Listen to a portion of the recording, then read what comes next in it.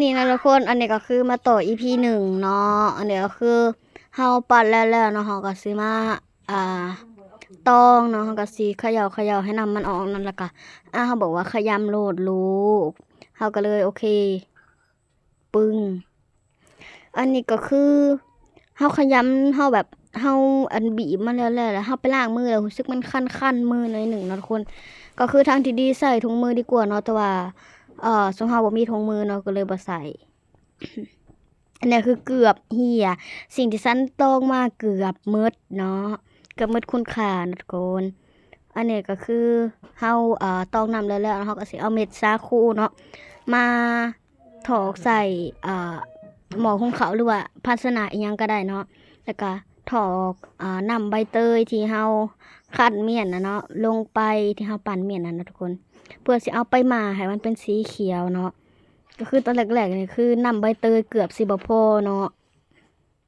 นี่ถอกลงไปเลยนี่นะทุกคนสีก็สิออกมาแบบจางๆแน่เนาะเพราะว่านำใบเตยเขาใส่โบราณเนาะทุกคนแล้วแบบนี้นะคะก็สิมาขั่วน้ำตาลก้อนกันเลยเนาะทุกคนแหละเฮาเอาขั่วให้มันเป็นน้ำแล้วเฮาก็สิใส่มะพร้าวลงไปเลยเนาะทุกคนมะพร้าวที่เฮาขูดเม็ดน่ะเนาะใส่ลงไปเลย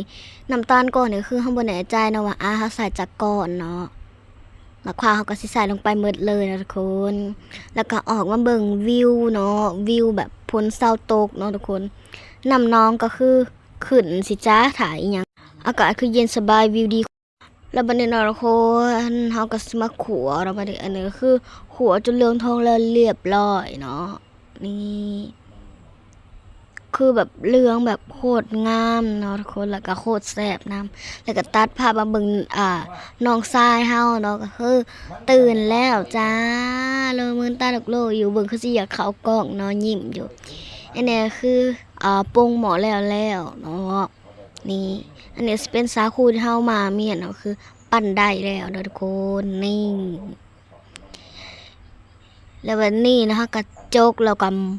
มับไป1กรุ๊ปเนาะทุกคนก็คือบอกได้เลยว่าแซ่บเนาะปรุงนี่ก็อันนี้นะเฮาบ่ได้ปรุงหยังหลายเด้อทุกคนเฮาปรุงใส่แต่เกลือเนาะนี่เบิ่งดมเบิ่งทุกคนโคตรหอมเลยเนาะแล้วก็สิใส่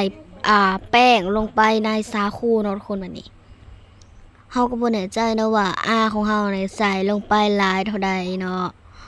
แล้ววันนี้ถ้าใส่แล้วเขาก็สิมาขยำให้มันเข้ากันก่อนที่สิใส่น้ำเนาะนี่แล้วเขาก็ใส่น้ำลงไปเลยใส่ลงไปแล้วก็ขยำเนาะทุกคนแป้งเนี่ยคือเขาสิใส่เป็น